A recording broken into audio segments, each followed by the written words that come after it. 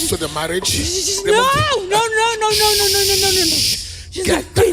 Get the hand. She's my queen. Get the hand up. No. You cannot take it. She's mine. Saint Chloe from Johannesburg was tormented for years by a spiritual husband. After refusing the Legion King, her affliction grew so severe she nearly became paralyzed and even underwent neck surgery. But everything changed when she encountered the Bondservant of Christ, John, in a dream and came to Spirit Revelation Ecclesia, where Yahweh gave her complete deliverance.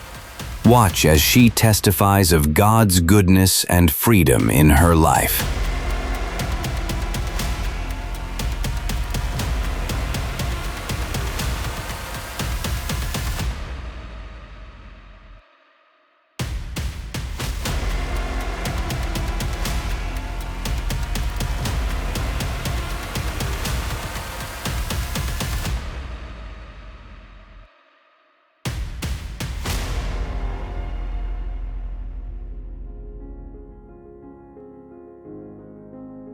My name is Saint Chloe. I'm from Johannesburg, South Africa. My experience today, I expected it. I did have a dream before coming here. So I had dreamt multiple times that there's a Legion King was after me. So I always ended up escaping. This 10th Legion King, that's what he called himself when I asked him, who are you, the first time. Very, very handsome. You wouldn't even think that this is a demon or something demonic. But the experiences that I had with this king take me to places via like almost like a Vikings era where lizards become humans and there's dragons and then they also become humans. So it was just a whole lot of things that I couldn't even comprehend. But the main dream that I had where I could see that I'm in trouble now, because it was almost like when you ask God to reveal the roots of your problems, you get a whole lot of, revelation and dreams and visions. But the one dream that had me worried was when I went to my grandmother's house in the dream. There was a pool. There's no pool in my grandmother's house, but there was a pool. There were a lot of people that I didn't know, and he was there. And then he called me to his room. But then he had slept with me in the dream, but I had exited my body, so I was watching myself sleeping with this demon, whatever he calls himself. And then I was asking God, why is this happening? Because this shouldn't be happening. We shouldn't be having these experiences. This is a spiritual as husband.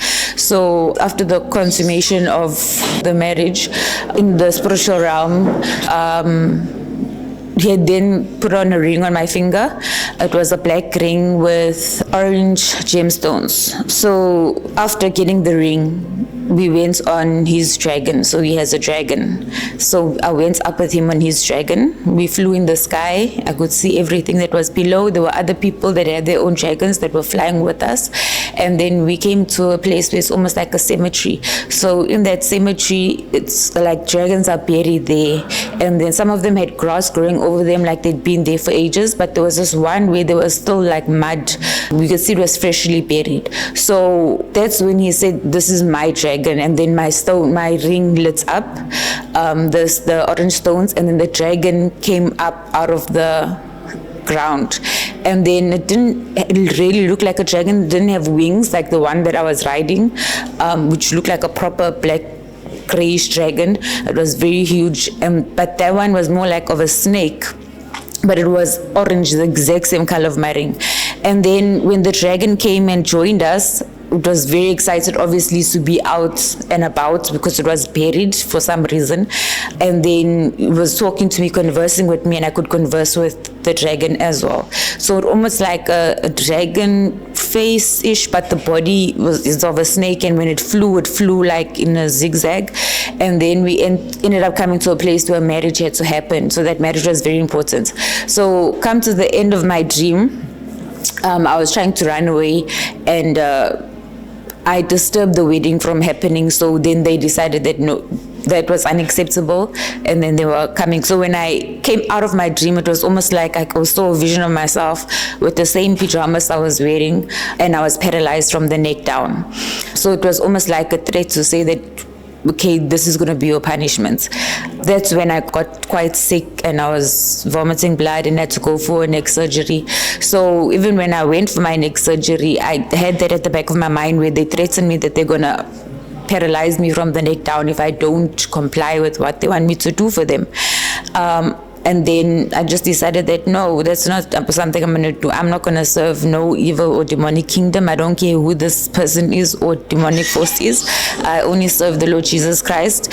And so even when I went for my operation, my mom even was there. They prayed for me. They anointed me with the oil, Papa's oil. And I felt peace in my heart that I'm not going to be paralyzed from the neck down because the neck surgery is very sensitive. So came out of there. There's no issues. The surgery was a success. So then coming here to Cape Town, I had a dream a few nights ago where Papa was delivering me from the same spirit. And there were two other people with him, and it was at the altar, and they were taking off bangles from my feet and from my hands and rings and all these things, but the only thing that didn't come off was one ring. The one ring didn't come off, and it's almost like it's the first time I could say I ascended into some sort of realm, and then I saw like a crown, or like a tiara, more or less. So I didn't know if it was godly or if it was demonic, meaning that like I'm this person's queen, or because now it's like this guy considers me, or this demon considers me his wife.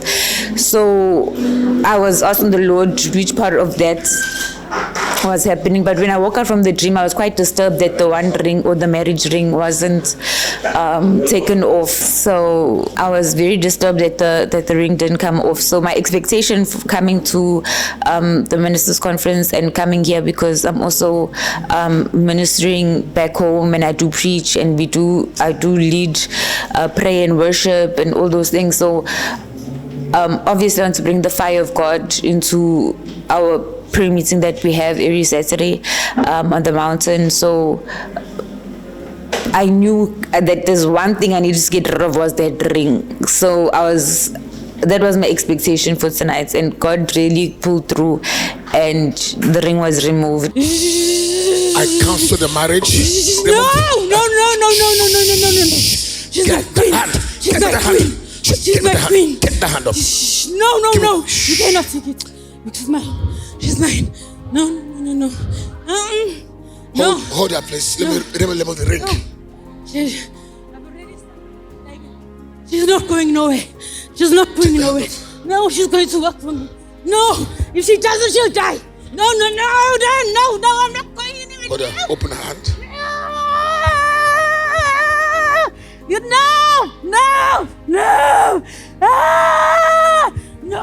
No, please. Watch. There's a ring here. You can't say it. Watch. The moment it's removed, it's over. Watch. No, please. And I can still feel my hand literally burning. It wasn't just an easy fight. And even before that, we were in fasting with the whole family, fasting and prayer. So it was a very difficult journey to get it removed. But we give God praise for everything.